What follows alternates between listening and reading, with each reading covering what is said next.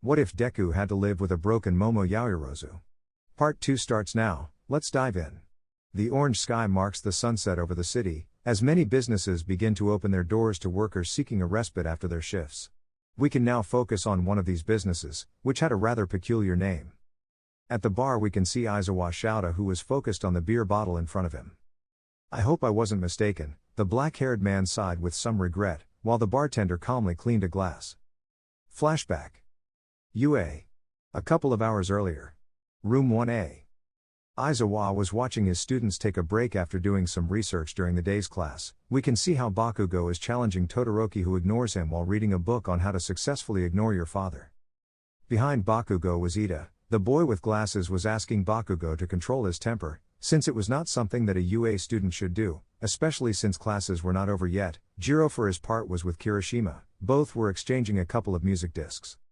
I hope you like it, it's a mix that I usually use during my workouts, nothing like a good 80s mix, said the redhead, making a very manly pose. It has to be good if you say it with so much enthusiasm, said the girl when she pouted before putting down her record. I hope you take good care of mine, it's original and autographed, said the girl, making the redhead tremble a little, who just nodded and gulped. Elsewhere, the quiet boys section was visible. We could see Shoji and Tokoyami remaining silent as they waited for the dismissal bell. Kota, taking advantage of his proximity to the window, managed to have a small group of sparrows on his desk, which he fed with biscuit and breadcrumbs.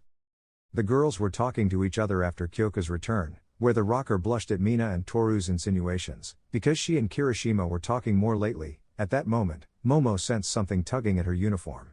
Turning swiftly, she spotted Mineta fiddling with a bizarre contraption made of pencils and the sticky balls from his head. If you're trying to pull another stunt like that again, I'll make sure you regret it, permanently, she said with a terrifyingly sweet smile that made Mineta freeze in place, declared the black-haired girl with a cute smile that left Mineta truly terrified. Momo is terrifying, mentioned a trembling like jelly, Minoru Mineta, who was clinging to a corner, while Izuku smiled somewhat nervously. Aizawa remained very serious at all times. The news about being the biological father of that girl had left him very thoughtful, and now he was looking for the best option to reveal the news to his daughter. It was so strange to say it. Imagination. Momo would like to talk to you in private, Eraserhead asked, looking at the girl. Of course, sensei. Izuku, I'll see you later, Momo said with a warm smile, gently brushing her hand against Izuku's. The gesture made him blush, but he remained calm. This really bothered the black-haired boy a little, but he remained calm. Once they were alone in the classroom, the man sighed. The time had come. But how long have you been dating? The dark-haired man asked seriously, leaving his student puzzled. Is that what you want to talk about? Momo asked, raising an eyebrow. Did you really want to discuss something so personal with her? I'm sorry, I didn't expect to make you uncomfortable. It's just that I was quite surprised to see how quickly your relationship has progressed these days. The man apologized for being so indiscreet. I think I understand, the black-haired girl replied, but may I know what it is you want to discuss with me? Or did you just want to know about my relationship with Izuku-kun? The former Yaoyorozu asked, looking at her teacher. What I'm going to say is something very delicate, the professional hero mentioned, feeling completely determined. Momo, I'm your father, Aizawa revealed while the girl smiled in a friendly way. The classroom fell into complete silence, no one said anything. Then Momo reached into the seam of her uniform near her shoulder and materialized a massive warhammer from her core. Her expression calm and steady. Could you repeat those words? I didn't hear them properly, Momo replied, smiling steadily as she tapped her hammer against the palm of her right hand. End of imagination. Aizawa felt a chill run down his spine. The man shook his head and tried to regain his composure. At that moment he realized that his students were beginning to leave to return to their respective homes. I definitely need to be more careful, the man complained, holding the bridge of his nose tiredly. I need to talk to someone, Eraserhead said to himself, taking out his phone and starting to look at his contacts. All Might. Wasn't very busy, Mike. Not at all, he's a good friend but too loud. Midnight. Had class right now, so he looked at a number he hadn't used in a long time. Sensei, are you okay? Momo asked, bringing him back to reality. Seeing the girl made his heart race. Yes, I'm a little tired, a mission didn't let me sleep properly, the man explained, noticing that Momo was next to Midoriya again. You too. I see you've been getting along much better lately, the black-haired boy mentioned, blushing at the boys, who looked at each other and then looked away from each other. Well, Izuku-kun has been my best friend since that incident and has taken a lot of care of me, the black-haired girl commented, lowering her gaze a little. You should take better care of yourself, sensei. You and Izuku-kun are a bit alike, both of you give everything for others, even if you have to sacrifice yourself, said the black-haired girl, while the green-haired boy scratched the back of his neck somewhat embarrassed. I can see that you have really improved a lot. If you ever need help, remember that we are all here to help you, said the black-haired man, making the girl nod. Hi sensei, they both responded. Remember to do the shopping? Inko-san will be back in 2 days, Momo said while the green-haired boy nodded. While you're out, do you want me to make anything special for today's meal? Momo asked, looking at her friend. Whatever you want is fine. You've learned a lot and mom has only guided you with phone calls and video calls. The green-haired man ended up embarrassing the girl a little, while Aizawa returned his gaze to his phone. Let's get this over with, the adult said to himself while making a call. He had to wait a few seconds on the phone until the call was taken. Hello, the black-haired man greeted in his usual tired tone. Hello, it's been a while, said a voice behind the speaker. I know, I guess you already know the truth, Eraserhead mentioned as he began to leave his classroom. I don't know the whole story, but if you want to talk I'll listen, that voice replied. Can we meet? Aizawa asked calmly. I guess that would be a better way for you to explain the situation to me, the voice replied. I'll see you at the usual bar in 30 minutes, said the man, hanging up the call, without giving any further explanation. End of flashback. Aizawa was deep in thought, even his drink warming from the constant contact with one of his hands. At that moment, a woman with auburn hair that ended at her neck walked through the door. She was wearing an accessory resembling a pink headband, but with a feline-like ear design, which matched the tail and white gloves she wore. Her clothing consisted of a red vest, similar to that of a marching band, with a vertical white stripe running down the center. This left her midriff exposed. She wore a ruffled red skirt held up by an orange belt with small pouches, which had a buckle resembling a cat's paw print. The gloves on her hands have padding on the palms and fingers, creating the image of cat paws. Her footwear consists of red boots with a thin white vertical stripe, while some fur protrudes from the top of her shoes. As an additional accessory, she wears a bell on her choker. Welcome back to the dairy bar, it's a pleasure to see you, mentioned the bartender while the newcomer raised her hand in greeting, then walked through the establishment. She simply approached the bar and ended up sitting down. Welcome back to the dairy bar, it's a pleasure to see you, the bartender mentioned while the newcomer raised her hand in greeting, then walked through the establishment. She simply approached the bar and ended up sitting next to Aizawa, who saw her out of the corner of his eye. Hello Mr. Barton, I want the usual, the heroine asked with a smile, when the bartender nodded to her request. A shot of milk with vodka comes out, the man mentioned, starting to prepare the woman's drink. You're late, it's strange, said the man with the tired eyes as a greeting to the woman. Well, you're the one who always makes me wait, she replied with a cute smile, only to notice that Aizawa was really having a bad time. So shouta, I'm all ears, the woman mentioned when a bottle of milk appeared sliding down the bar. She placed her hand and caught the drink. The girl Yaoyorozu is my daughter, the dark-haired man explained, causing the feline to start coughing at the shocking news. The heroine tried to catch her breath and looked in her friend's direction. Hey, do you know what you're talking about? How many of these do you have? The cat woman asked. It happened a long time ago, in fact, shortly before graduation, Kaoru Yaoyorozu, we had something to do with it, the black-haired man mentioned, remembering that day. Well, we all knew you liked him, but... Are you serious? The woman asked worriedly, when the black-haired man showed her the paternity tests. I don't know what to say, Shouta, Tiger had mentioned something, but we thought he was drunk, the cat woman commented, noticing the seriousness and concern on his face. So what are you going to do? The redhead asked curiously. First of all, I have to confront your mother, the black-haired man replied, looking at his empty bottle. Do you want me to come with you? The feline asked, placing her hand on Aizawa's. She had always been that kind of person, warm, sweet, honest, always caring about her friends and companions. Shino, this is something I have to do alone, the black-haired man replied, turning to look at him. I understand, but what are you going to do with your daughter? Shino asked, looking at his friend. I have to tell her that she is my daughter. I am very afraid of her reaction. So far, she seems to be recovering from her loss with the Yaoyorozu. I don't want her to relapse and for that to be my fault, Aizawa explained, where the feline softened a little this time. Well, you have every right to keep it a secret, but she now moved her hand to Aizawa's face. Don't you think she has the right to know she has a father? The cat woman asked. She's going to hate me and I'll hurt her. Our relationship at school will become very difficult if she finds out, Eraserhead mentioned, looking down. You may be right, she will hate you and your relationship will not be the same, but time can change things. She will not want to see you and it will hurt you, but as her father, you must let her know that you will always be there for her, because that is what a father does, raise, scold and guide his children, because no matter how much they tell us that they hate us, seeing them grow, mature and achieve their goals is what will fill you with pride in the end, explained the woman, making Aizawa look down. You haven't changed at all, you're a real mother when it comes to giving advice, commented the black-haired man, asking for another drink. These words embarrassed his friend. Instead of making fun of me, you should be buying me a drink, the feline leader replied, adopting a proud demeanor to hide her sorrow. Meanwhile, we can see how Izuku returned home. He carried some bags because his mother would soon return from her trip. I'm home, said the green-haired boy while Momo peeked out from the kitchen. Welcome, said the young woman while the green-haired man looked at her. With her hair down and dressed casually, she looked at ease. Midoriya offered a small smile, appreciating how naturally she had adapted to the home. I took dinner, will be ready soon. If you want to wash up, I've set out a towel and clean clothes in the bathroom. The food will be ready soon, the girl announced while the green-haired man nodded. Welcome, said the young woman while the green-haired man looked at her. With her loose hair and that apron, she looked so homey. Midoriya's cheeks acquired a reddish tone. I took the time to prepare your bath, so you can take one. Well, I'll leave the groceries on the table, the boy mentioned while the brunette returned to the kitchen.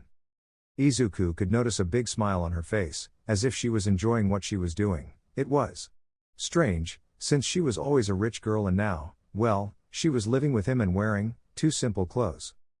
Momo, the green-haired boy called, and the girl said, yes? Are you happy?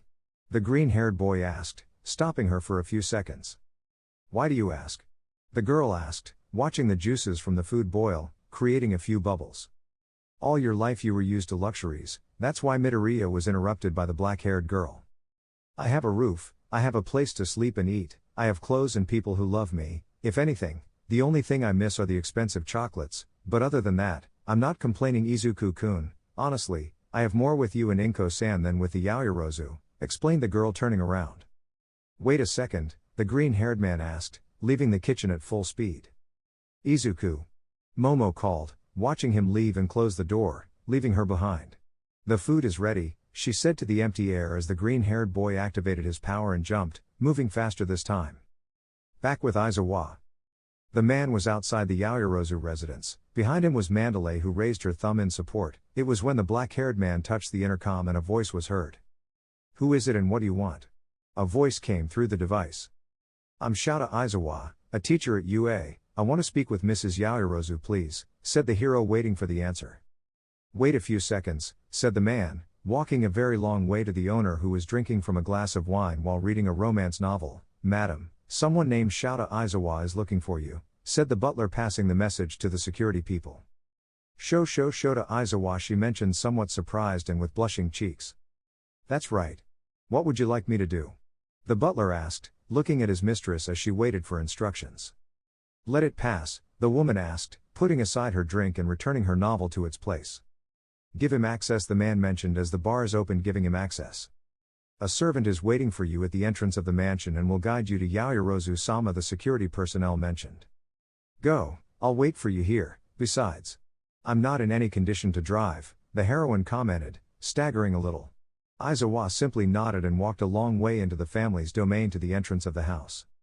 This way, said a maid as she allowed him access to the Yaoyorozu home. Aizawa began to observe the place, and from what he could see there were only paintings of the couple. There was no indication about Momo's life in the mansion. Sir, they are waiting for you on this side, mentioned the young maid, making Aizawa advance, leaving behind the painting of the couple. Once he got to the common room he could see her once more. She looked exactly the same as the last time he saw her. Leave us and close the doors, Mrs. Yaoyorozu ordered seriously, watching as the maid followed orders and gave them privacy. Then the woman's expression changed to a smile. Shouta-kun, it's a pleasure to see you again, come sit down, Yaoyorozu asked very happily. I'm not staying, Aizawa mentioned seriously, while the woman smiled. Oh come on, you can stay a while, my husband won't be upset that I'm talking to an old friend from the Hero Academy, the woman mentioned. Come, I have your favorite sweets and I ordered some chamomile tea, I know how much you like it and how much it relaxes you, the woman mentioned, very excited to see him again. However, Aizawa didn't move from his place. I came to talk to you about a very important matter, the hero commented, making the woman stood up gracefully. her red dress flowing elegantly as she moved with quiet confidence. "You're still the same grump, huh?" she teased, stepping closer and touching his shoulder gently. "Some things never change." She leaned forward as if to embrace him, but Aizawa gently stepped back, shaking his head. "This isn't the time for old memories," he said quietly. "Shouta-kun, is something wrong?" the woman asked worriedly after being rejected. "I'll ask you not to do that again, and I'm just here to tell you a few things, starting with this," the black-haired man said, handing her the test results. "What's this?" she asked, confused, until she saw her husband's name, Aizawa's, and most importantly, Momo's. "Where did you get this?" the woman asked, somewhat nervously. "I had them made as soon as I found out about Momo's expulsion," Aizawa replied without taking his eyes off Mrs. Yaoyorozu. This is wrong, it can't be true, Momo is. I mean, she was Makoto's daughter," the woman mentioned looking at the black-haired man. "It's funny that 3 weeks after our graduation you ended up pregnant by your husband. You always told me you hated him while with us, you always told me you hated your husband. But back then, we were together constantly. I thought it meant something. Well, I lied to you, I love him and he's a father, I mean, he was the father of our late daughter," the woman mentioned somewhat nervously.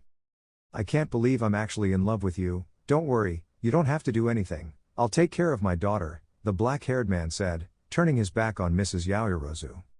"She is not your daughter, Shouta, she never was," Yaoyorozu exclaimed, starting to get annoyed by her platonic love's attitude. "The papers say otherwise," Aizawa said as he watched the woman tear them in half and then approach the fire in the fireplace so as not to leave a trace. "Those ones?" Yaoyorozu asked. "I'm sorry, they're no longer useful," the black-haired girl commented, very nervous and worried. "Those were copies, they convinced me to take them out before coming to talk to you," Aizawa replied in a neutral tone. You can't say it. You'll ruin us," the woman screamed, starting to get desperate. Then the maids opened the door upon hearing the commotion. "Just like they ruined Momo's life, huh?" Aizawa shouted as his eyes turned red, making Yaoyorozu back away. "I'm sure they didn't even hesitate to send her to the streets, hurt her emotionally and cause all that damage." Aizawa exclaimed angrily.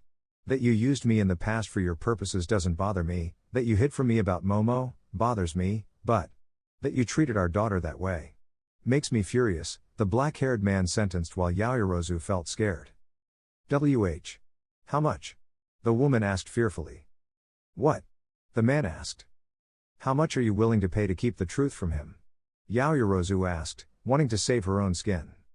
"Unlike the people who are afraid of you, I am not driven by money, I will only tell you because of our time together as friends at the academy. Do not get close to her, you did enough," the man sentenced, taking a deep breath and managing to calm down. "Don't worry, I know the way out," the man mentioned, leaving the woman very worried by Aizawa's words. With those words said, the man returned the way he came. At that moment a green ray passed by the side of the car making Eraserhead blink, while Shino was lying in the car. "Holy Mother of God, I swear I won't do it again," said the feline, covering her mouth to avoid vomiting. "Did he take you home or do you want to go back to the bar?"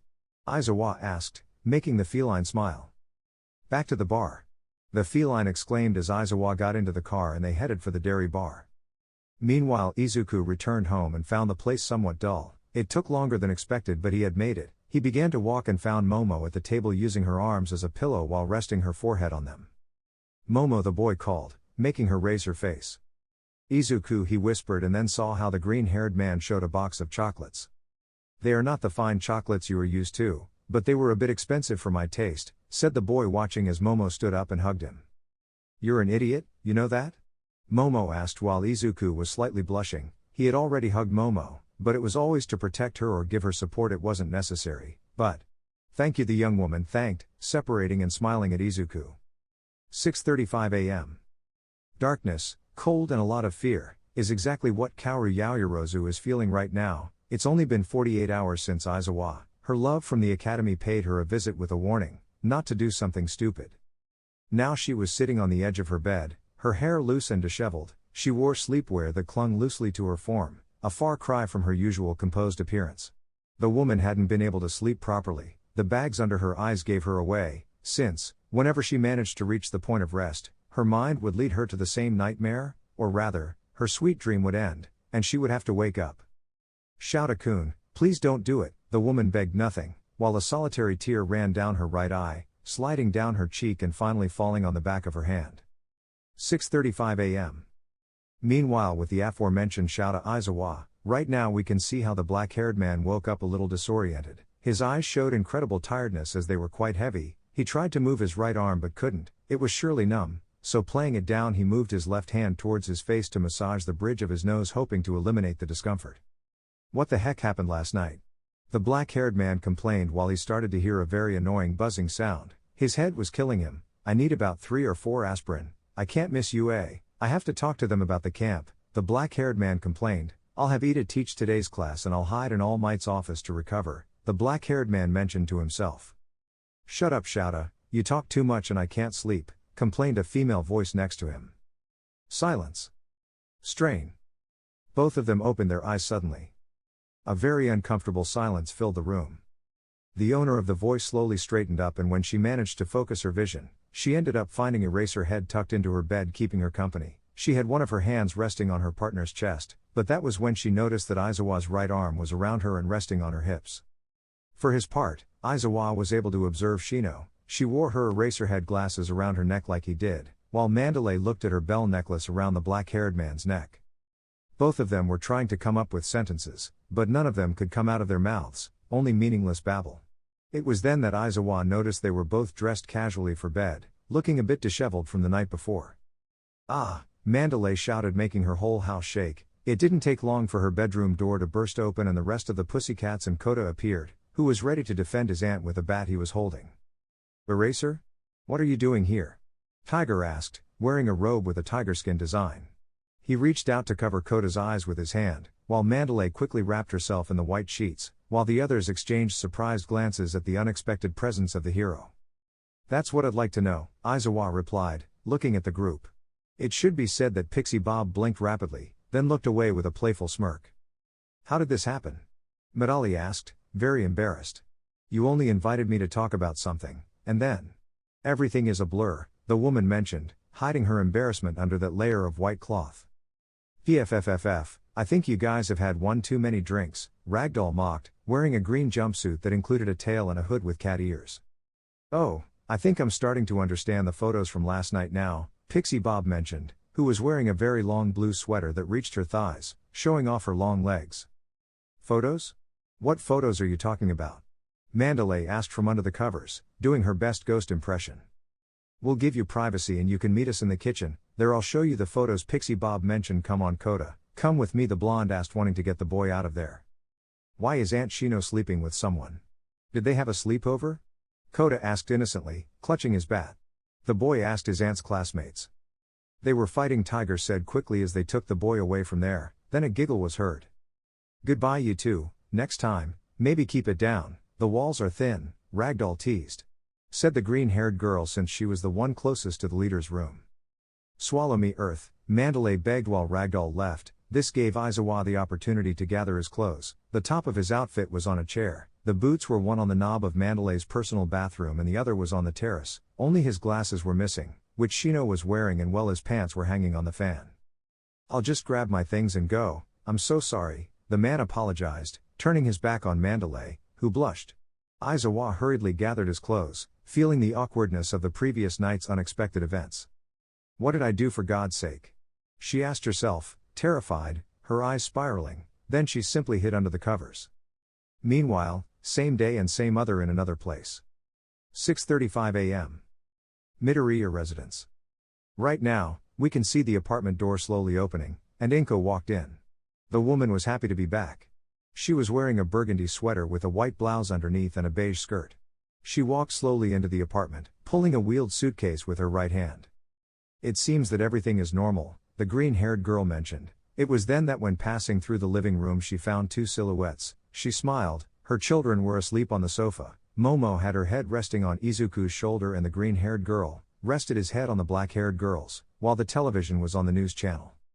Midoriya opened a suitcase and slowly took out a blanket to cover them. Momo, feeling the warm blanket, only snuggled deeper into the green-haired boy.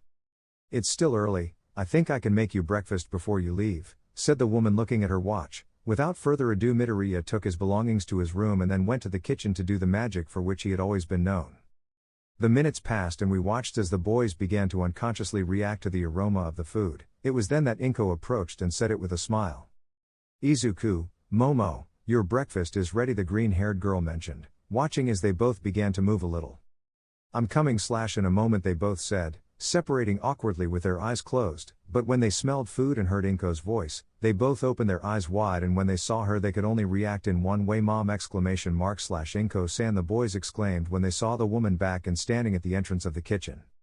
They both ran and hugged her, making the woman feel very loved.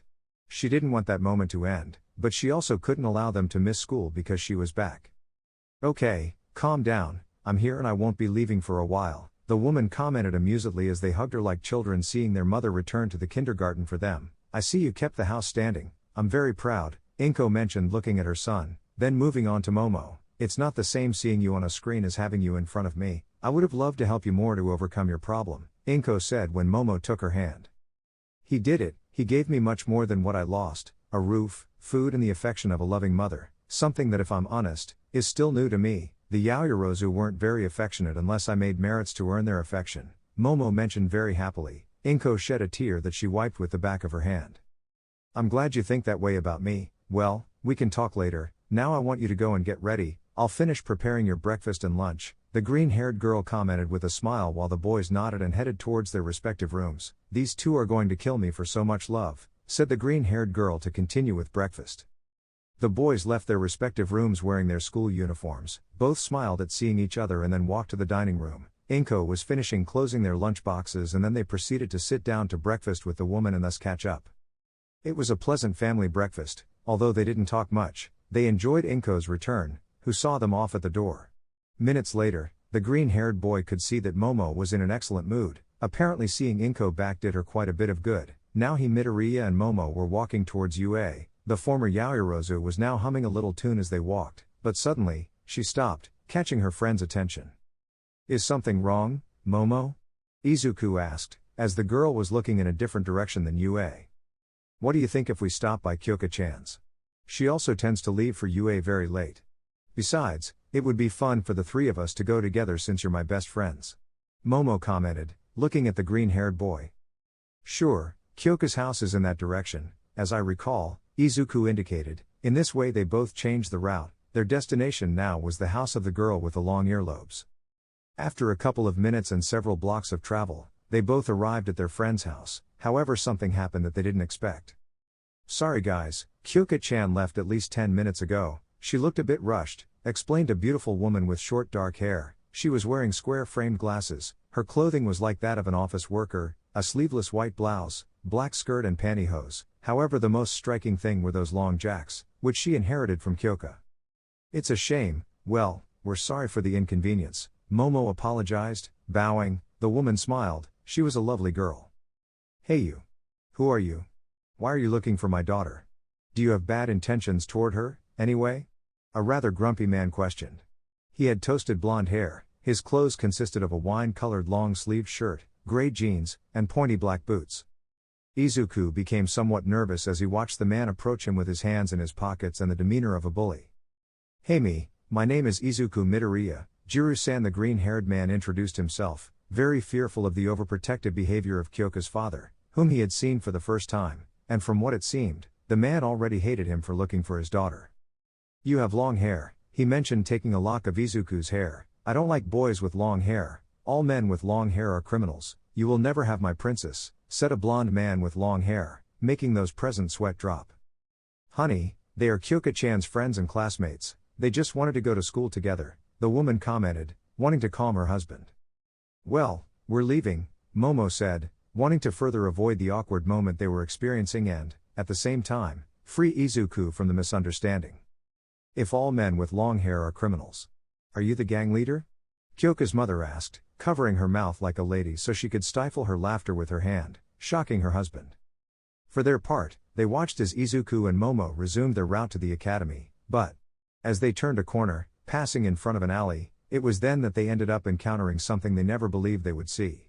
In front of them and oblivious to what was happening around them, where Kyoka and Kirishima shared a warm, affectionate kiss before parting to head to class. "As much as I like doing this," Kyoka said between kisses with the redhead, "we have to go. Remember that you must arrive early and I Almost starting Aizawa's class, the girl commented, feeling that she was short of breath at the long display of morning affection. I know, but it's hard to contain myself every time I see you. This whole hiding our relationship thing is getting a bit tiresome. Don't you think it's time to say it? The redhead asked, looking at the short-haired girl, who looked a little sad. I don't know, I want to say it too, but it's just that. Momo, the young woman with purple hair, said, remembering the black-haired girl looking away towards the street, automatically falling silent. I know, I'm worried about her too, but Midoriya does an excellent job. After all, they are best friends, said the redhead. However, Kyoka didn't pay attention to him. Momo, the young Jack, murmured. Well, if you feel comfortable telling Momo and Midoriya, we could start with just them, said the redhead, remembering his best friend. I think they got ahead of us, Kyoka muttered, making Kirishima turn in the direction the rocker was looking. Then they found Momo and Izuku with a shocked expression, eyes wide and wide open and their mouths hanging. Oh, replied the redhead, who scratched his head in embarrassment. The redhead and the rocker approached their companions. Kyoka's head was releasing so much steam that one could easily boil an egg. Hey guys, I think they discovered us, he. Kirishima laughed, somewhat embarrassed, while scratching the back of his neck. Since when? Momo asked, watching Kyoka look away and play with the tips of her jacks. Well, I wanted to tell you, but it was the day before the tragedy, Kyoka responded, embarrassed. I didn't want to tell you anything because, well, you were already feeling bad and it didn't seem right to me, the rocker commented, looking at her best friend, almost a sister. At that moment she saw Momo hug her, surprising Kyoka, while the boys just looked at the two girls.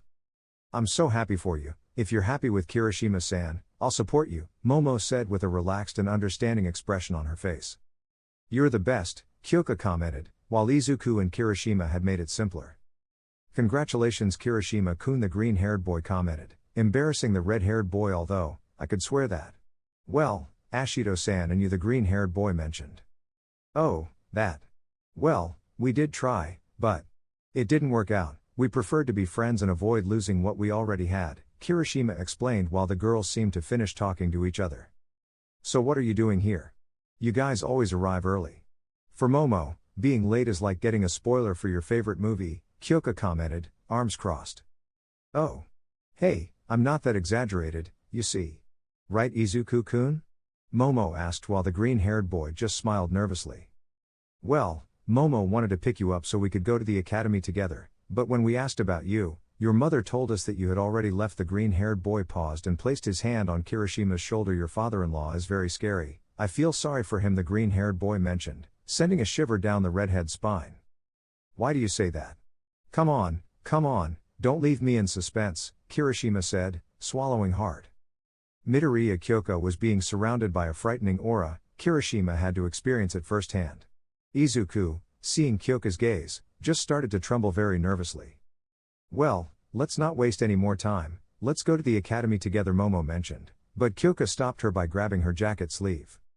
I'll ask you to keep it a secret, we'll tell you soon, Kyoka commented, making Momo nod at her words. Thank you, the girl said, a little more relieved. By the way, Momo, the rocker called her friend, you and Midoriya are taking a long time, the girl whispered, making Momo's face turn red. She loved making those kinds of jokes on her friend. Kyoka, she shouted, embarrassed, while Kyoka grabbed Jiru by the wrist and they ran off to get ahead of them. See you at the academy, Midoriya-san, Kyoka shouted, making Momo's face easily mistaken for a red traffic light, since she knew she was saying it for her, not Izuku. Sure, Izuku answered, confused when he saw Jiro running like that. Well, it would be better if we left too, the green-haired boy commented, so they both resumed their path towards the UA. Upon arriving at their classroom, they saw Kyoka and Kirishima separated, one listening to music and the other talking animatedly to Bakugo, who was just snorting. Once the time arrived and everyone was present, Aizawa called Momo and Ida.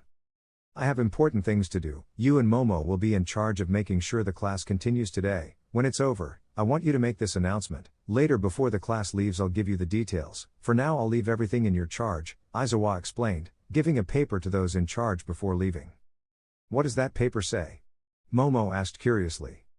I don't know, but we should follow the instructions. I suggest starting with a review of the previous class and then moving on to the next topic. If we finish today's lesson, we'll be able to see what the paper Aizawa-sensei gave us says, said the boy with glasses, making Momo nod.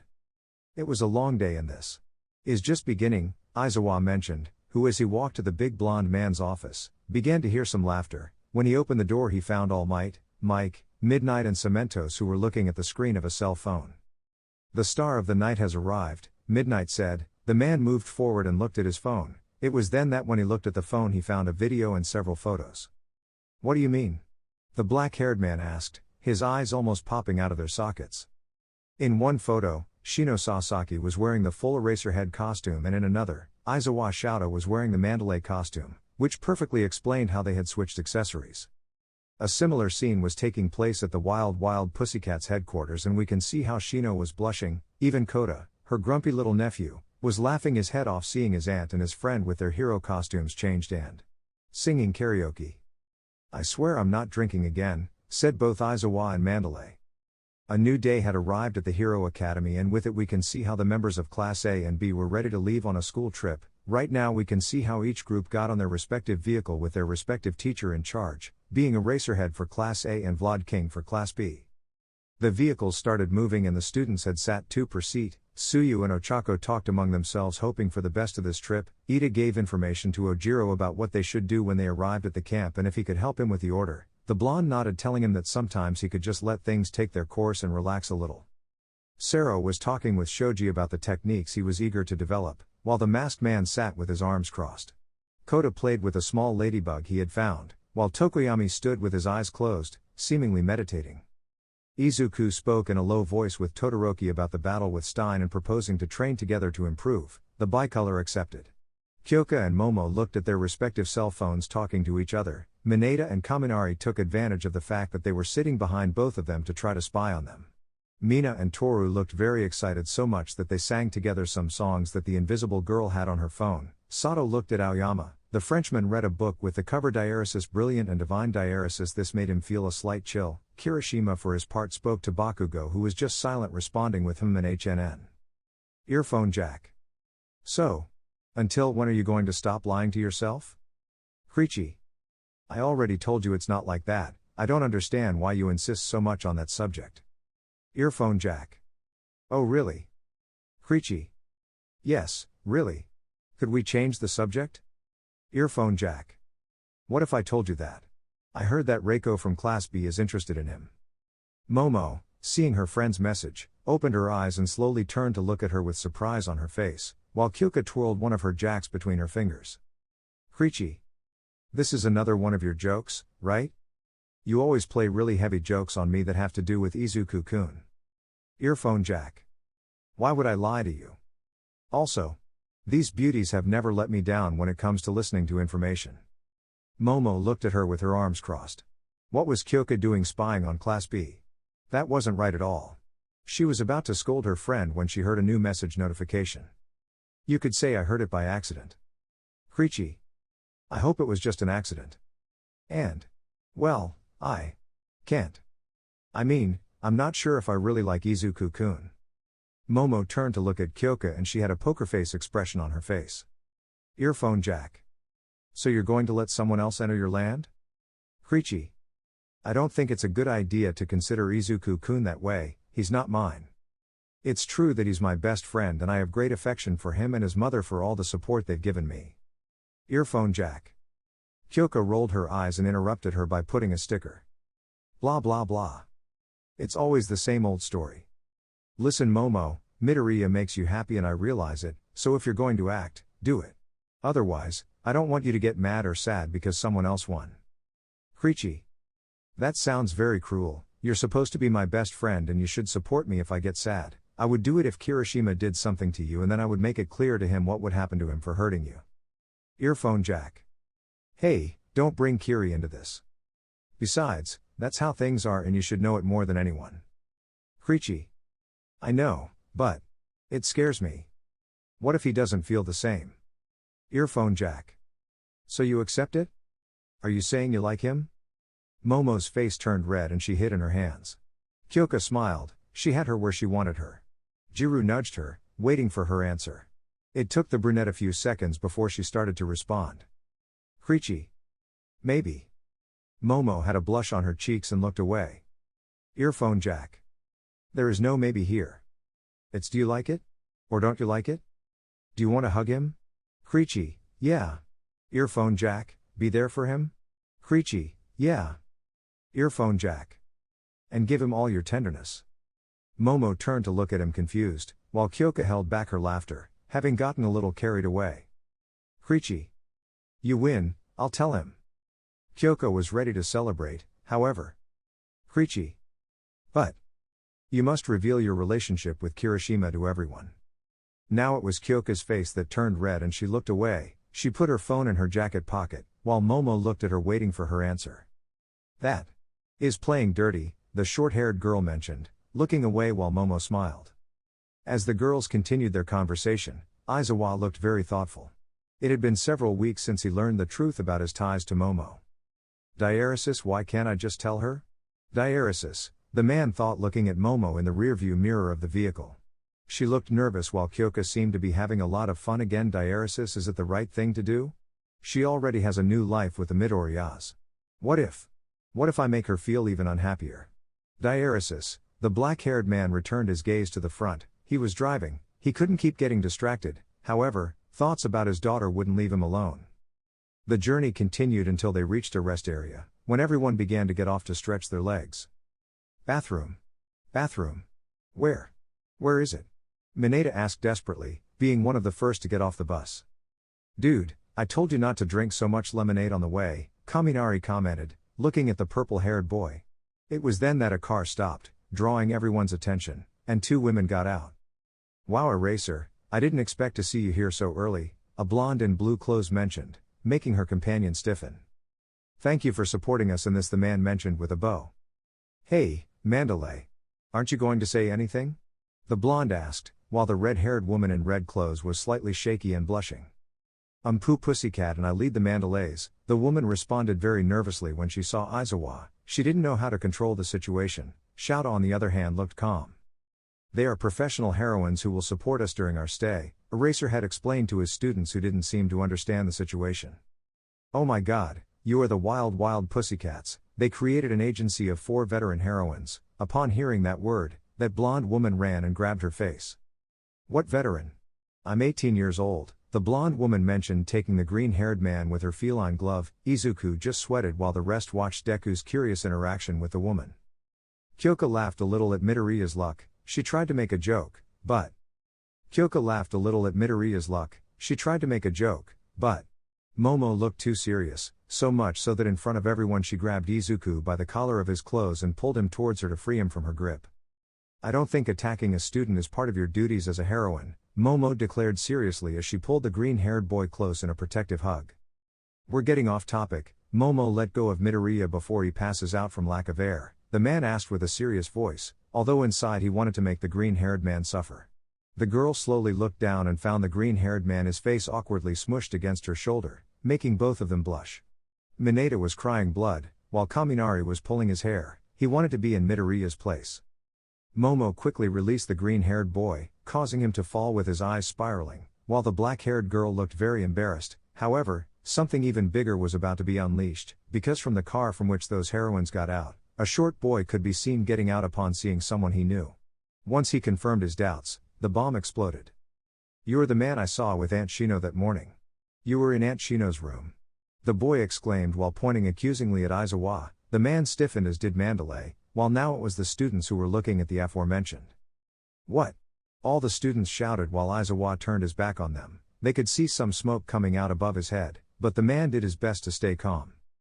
Do it, Aizawa asked, and so Pixie Bob bowed to the ground. The boys were too shocked by the news of their teacher and the professional heroine to realize what was happening.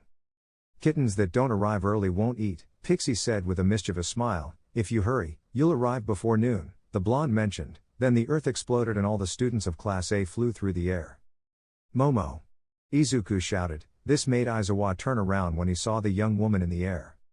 Izuku! The girl shouted, watching the green-haired boy stretch out.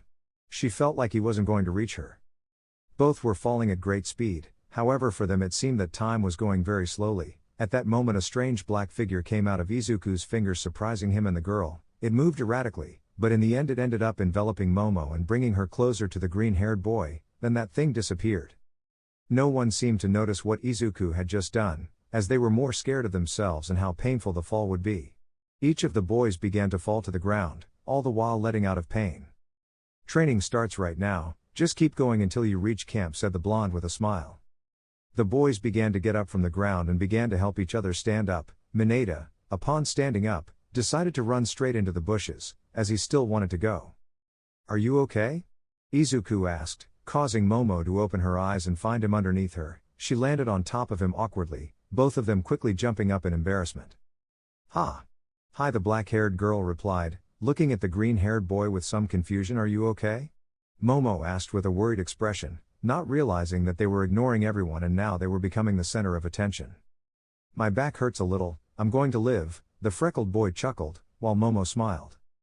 "Careless fool," the black-haired girl mentioned. "Ahem," a voice called, causing the couple to turn around and find Ochako. "I don't think it's time for what you're doing," the young woman said with a voice that showed a bit of jealousy. "Doing?" Momo said, curious to notice the pose. "That?" Izuku asked, who also realized that everyone was looking at them and that they were in a somewhat compromising position. "Hey, don't ignore me," Pixie Bob shouted when he saw that the kids were more interested in something else than the instructions he was giving. Without further ado, the boys stood up somewhat embarrassed, then they heard a scream of terror, which belonged to Mineta. "I'm sorry. I thought you were a tree," the boy shouted, running away terrified, while a wooden creature with a very peculiar smell followed Mineta and looked very angry. At that moment, ice spikes began to emerge from the ground to drive the beast away from them. "Please calm down, we don't want to hurt you," Kota mentioned, wanting to use his gift to calm the creature, but this didn't work. "How strange, Kota-san can't control it with his quirk," thought the green-haired boy. "Izuku, Kota can't control it because it's made of earth," Momo mentioned, guessing the green-haired boy's thoughts. "It's not an animal," Izuku said, making the boys get to work. Todoroki raised a wall of ice to keep them separated. Ida started the engines and gave him a powerful kick, and then Bakugo took the opportunity to create an explosion and blow him to pieces. "Shine!"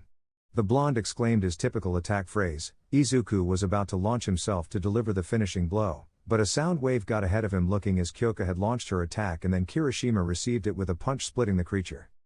"Not bad, kids, but it's not the only creature you'll find on your way. This forest was baptized as the Forest of Monsters. Now I'll repeat it, try to get there before sunset. Now it's 10:01 a.m. you just have to go straight," Pixie said as Mandalay was still in shock by the words of her nephew, who was looking at Aizawa with a bad face. "Pay attention, there are more coming," Bakugo mentioned, looking in the direction of the forest where a flying creature similar to an earth dragon was now present. "Izuku, let's finish this, there's something we need to talk about and I think you know it too," Momo mentioned, opening her blouse to reveal a black sports top, while exposing her stomach and arms. "Hi," Izuku replied seriously, watching as the beast launched itself at the rest of his companions. The hours passed, and as they advanced, the Class A boys were seen defeating more and more creatures, showing off their skills and teamwork. It was a long journey, it took them longer than they had expected. The sky was turning orange, and the boys looked very worn out and tired as they approached the entrance of the facilities, where a more responsive Mandalay, Pixie Bob, and Aizawa were waiting for them. "There they are," Aizawa mentioned calmly when he saw his students appear, however his gaze fell on Momo. Momo's training attire caught Aizawa's eye, not out of concern for modesty, but because it reminded him how grown-up his students were becoming. He looked away, focusing instead on their safety. "Wow, they took their time," Mandalay commented with her arms crossed, but standing next to Aizawa, a light blush adorned her cheeks. "I'm dead," Sero said, shuffling his feet. "Attitude, comrades, we are close, we must not lose our courage," Ida mentioned, limping on one leg. Apparently he had hurt himself while using his reciproburst too often.